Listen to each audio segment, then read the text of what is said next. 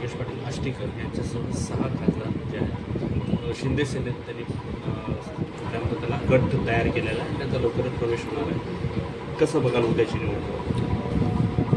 उद्याच्या निवडणुकीसाठी तर आम्ही सर्व मतदारांना आवाहन करणार आहोत की आज आष्टीकर जे उमेदवार आहेत त्यांचे वडील हे भाजपच्या जे सोबती आहेत शिंदेगड यांच्या पक्षात त्यांनी प्रवेश केलेला आहे. जर इथं सेक्युलर मत जर पाहता काँग्रेसचे 92 नगरसेवक आहेत. जे BJPमध्ये जे प्रवेश करतात, शिंदे गटात जे प्रवेश करतात, अशा लोकांना प्रथम आमचा प्रश्न आहे की काँग्रेस समर्थन देणार आहे का? त्यांनी जे समर्थन दिले ते वापस घेणार आहे का? जर त्यांनी समर्थन देत असतील तर जे मतदार आहेत याच्यामध्ये जे सेक्युलर वोट आहेत, जे संविधानाला मानणारे वोट आहेत, जे लोकशाहीला मानणारे जे मतदार आहेत, जे नगरसेवक आहेत, ते आम्हाला वोट करणार आहेत का? आम्ही विनंती केलेली आहे सन्माननीय खासदारांना, सन्माननीय प्रदेशाध्यक्ष सकपाळ साहेबांना, खरगे साहेबांना, राहुल गांधीजींना आम्ही मेलद्वारे कळवलेलं आहे की अशी परिस्थिती नांदेडमध्ये निर्माण झालेली आहे की जो त्यांनी ज्यांना समर्थन दिलं होतं तो उमेदवार हा शिंदे गटात पळून गेलेला आहे. असं असताना तुम्ही आम्हाला तुमच्या मताची आमच्या पाठीमागं जर भक्कमपणे आपण साथ दिली आपल्या 92 नगरसेवकाची, तर आम्ही इथं भाजपला हरवण्याचा प्रयत्न करू. कारण इथं भाजपचे फक्त 136 नगरसेवक आहेत. 452 पैकी फक्त 136. जर लोकशाही जिवंत ठेवण्यासाठी सन्मान्य सर्व नगरसेवकांचे जमीर जर जागे झाले असतील तर त्यांनी आम्हाला नक्कीच मतदान करून उद्याच्या ही जी MLCची विधान परिषदेची वोटिंग आहे त्यामध्ये आम्हाला वंचित बहुजन आघाडीला पहिल्या पसंतीचं ते वोट देतील. दुसरं आम्ही हे की अशी एवढी वाईट परिस्थिती आल्यानंसुद्धा काँग्रेसची भूमिका ही आत्ताच कोणीतरी म्हणलं की काँग्रेसने व्हीप जारी केला आहे.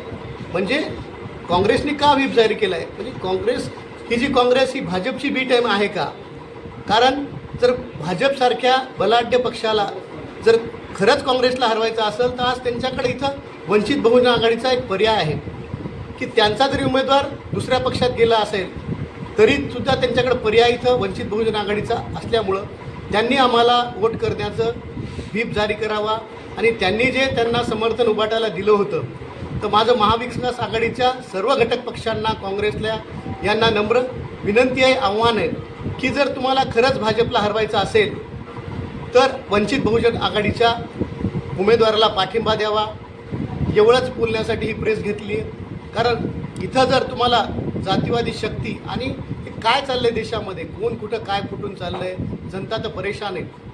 कालच आपण बघलं की इथले सन्मान नगरसेवक सहलीला गेले होते, त्यांना कोणतरी किडनॅप केलं होतं, त्यांना आमिष दाखवून लोकांनी पळून नेलं होतं.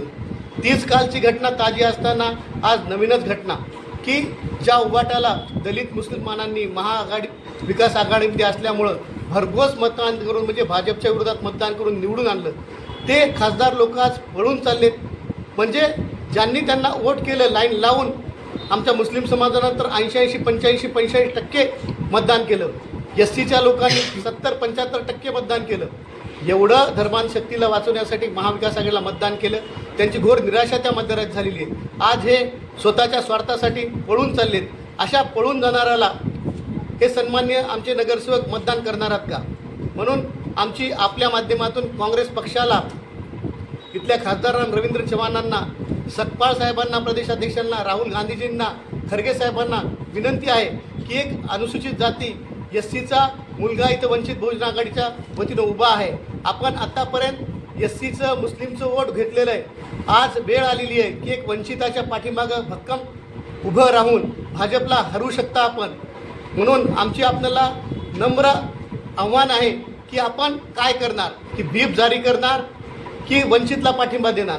जर आपण व्हीप जारी केला आणि जर आष्टीकरांच्या मुलालाच पाठिंबा दिला तर आपण BJPची बी टीम हे सगळा देश बघणार आहे. कारण सकपाळ साहेबांची सही त्या व्हीपवर येईल. सकपाळ साहेबसुद्धा भाजपचे समर्थक म्हणून दिसणार आहेत. म्हणून अजून वेळ गेलेली नाही की आपण इथं उमेदवार आहे, तिसरा उमेदवार वंचित बहुजन आघाडीचा आहे, श्रद्धेनेते बाळासाहेब आंबेडकरांचा स्वाभिमानी कार्यकर्ता आहे. आपण आम्हाला जर पाठिंबा दिला तर नक्कीच उद्या आम्ही भाजपला हरवण्यासाठी आपली आम्हाला मदत होईल. धन्यवाद.